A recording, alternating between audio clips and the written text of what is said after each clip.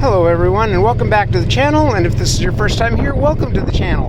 Today I'm going to be talking about repositioning this unit right here. This is our auto level unit for our Lippert auto leveling system, and on our Grand Design Momentum 397TH it was right here. Now this is, as you can see, and I'm sorry for the wind and the generator noise, I'm at a Harvest Host right now, and that's why I did not try to film this while I was doing it. This is our basement door, as you can see. Here is our water connections, our basement, and the door. And this was on the inside of the door, and when you close the door, it was out of sight, out of mind. Well, that's all fine and dandy, except from this door, from this position right here, I cannot see inside my truck bed. And because I'm using the Reese Goosebox connection, it's not like hooking up a fifth wheel.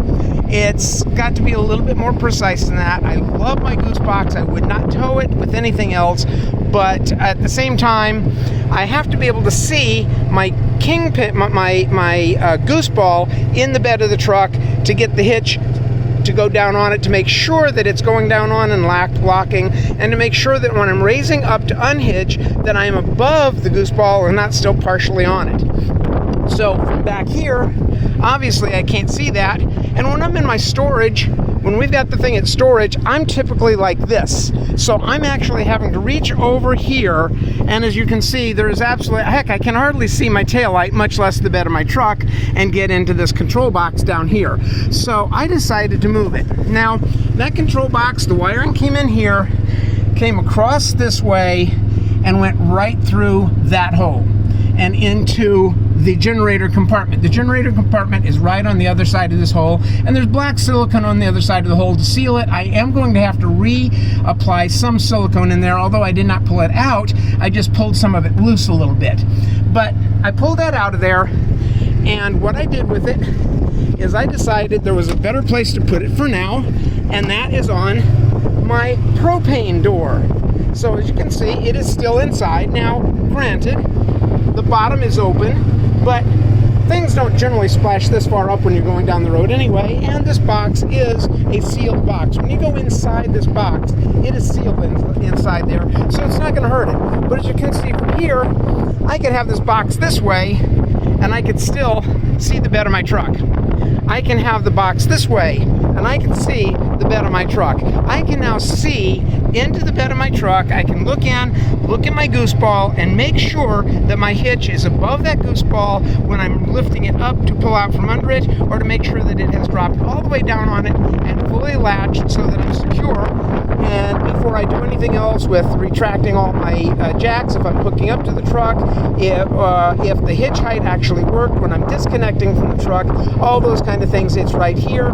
It's just much easier. Now, getting in here, I just came up here, I put my wire retainer right back onto the wall, but I put it in here. I routed it up behind here, over. I'm going to be tie wrapping it to this up here. This is a gas line coming from the regulator into the rig to go to the items that would need it over here. But that line, there's a little plug here in the side of the wall that's a plastic plug.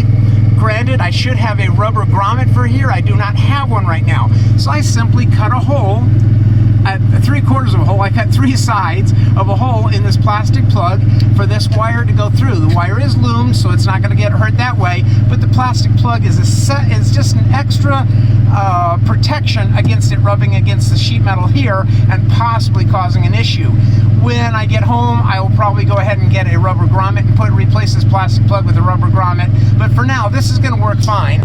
And then when I got finished with that, I came around into the generator compartment. We're going to get a little bit more noisy here because we are, in fact, with the generator, although it's not bad in here. I'm going to bring it up over here.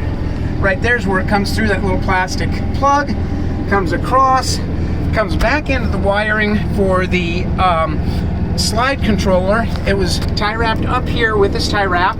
At that point, all this extra wire was already here. There's a lot more wire on this controller than it needs, but nonetheless, and it comes up here to the slide controller. This is part of the electronic system that works the auto leveling system.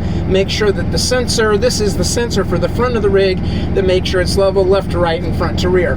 But it just plugs in right here. You unplug it, pull the wiring out from over there. That spot right there is where it went through into the basement and now comes through the generator compartment right there. It's that close. So as you can see, not a big deal to reroute, but it makes it considerably easier if you have a Reese Goosebox. Now, if you do not have a Reese Goosebox, if you're working on a fifth wheel hitch, you already know that you're connected or disconnected based on your kingpin latch on that fifth wheel hitch. So that's not a big deal. And we are, by the way, I don't know if you can see that airplane, but we are at the Peach State Aerodrome Harvest Host location shoot, I can't even think of the town it is down here in Georgia. It's really just south of the Hampton area where the Atlanta Motor Speedway is, and this is just a cute little airport here. They do flight lessons out of here and some other things, but we have got a very nice area out here. Let me get out here away from the generator a little bit. You can see the hangars over there. That's the runway. The runway starts up there. As you can see from the flags flying there, the wind is really stiff today, but there are a couple planes out here today doing takeoff and landing practices. As you can see here, here's the Harvest Host sign for the area. There are a couple of picnic tables. There's one.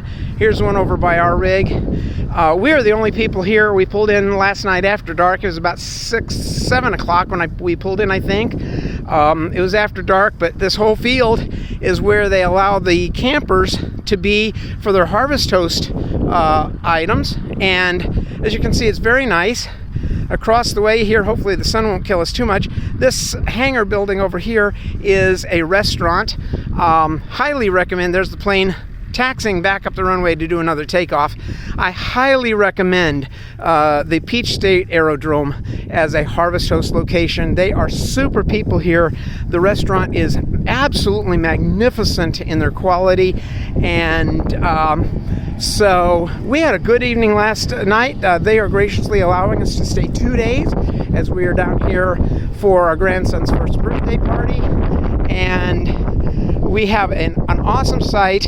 Nobody else here. They allow up to 5 here at a time for Harvest Host overnight staying, and just a very, very great place to be at. We are loving it here, and again, as you can see those flags, they are just, this wind is whipping out here today. It's chilly. It's probably about, I don't know what the temperature is, but I would say probably about 45 degrees max, but this wind chill is making it feel a lot colder than that. I'm going to get back inside the rig where I can warm up a little bit now that I've got my box relocated. Again, thank you for joining us. If this has helped you any in determining what you might want to do with your auto level box, it's an easy move. It took me about 10 minutes without the wind chill and everything there, but it will make it much easier for me to get the truck hooked and unhooked from the rig while looking into the bed at my goose ball. So again, if this has helped you, great. Pass the information along. Pass this video information along to other people that it might help. Please hit the like button, hit the subscribe button, click the little bell so you get notifications when we post new videos, and we will see you on the next video. Thank you very much.